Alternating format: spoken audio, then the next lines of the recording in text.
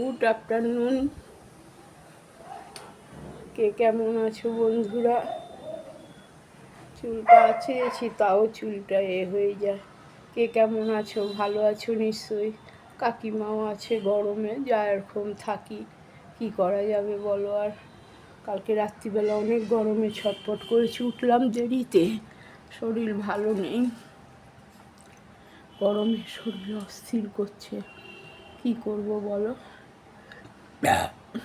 এই তো চা করলাম, চা খেয়ে ভাত বসিয়ে দিলাম। বাজার তো কালকে করে রেখেছি, কোনো অসুবিধা নেই। মাছটা ফ্রিজ থেকে বার করলাম, নন্টে বাবুর মাছ হবে, ছোট বাচ্চাটার। চিংড়ি আছে সর্ষা দেওয়া, কে খাবে না খাবে জানি না, রয়েছে। ওটা না শেষ হলে তো করতে পারছি না।